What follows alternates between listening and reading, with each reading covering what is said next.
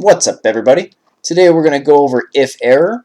Let's say you have a spreadsheet and you need to look something up, or you have to do any function. Maybe it's an average, it's a sum, anything like that, and you're getting an error. So it's going to say, you'll have the #ref, #NA, something like that.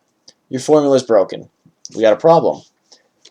On this, we're going to look up customer order, and we'll have a VLOOKUP that finds it. So order 1, cheeseburger, order 1, cheeseburger. We type a 5, pizza combo. 10, pizza and cheeseburger. Beautiful. It works. Let's go with 11. We got nothing there. Interesting. So that's not going to look great. Let's say we want to find, all right, what's the 20th order? 20th order doesn't exist. It's an NA. Okay, we got a problem. So what we'll do is we wrap this function. We're going to nest it within another function called IFERROR.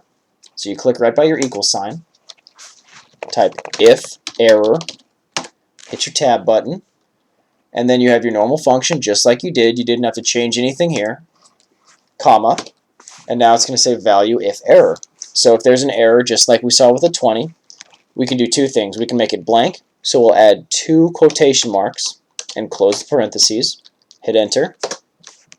Okay, there was no order 20. What if there's an order 3? Works. What if there's an order 55? No order 55. Order 2? Yep. Okay, so we didn't change the original function, but now let's get a little fancy. Maybe you wanted to say, have not received this order yet, or have not had this many customers today. So you just go right in between your quotation marks, type it in. Have not had this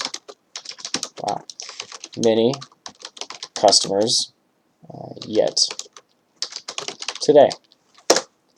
There you go. So if we go here, order 20, have not had this many customers yet today. Order 9, lunch special, 10, 11, and you can make this work with pretty much anything. You can do it works off a list, so if you wanted to make a drop down, you go Alt-A, B, B. You can add this. So let's say you have a list you wanted to run off of. There you go.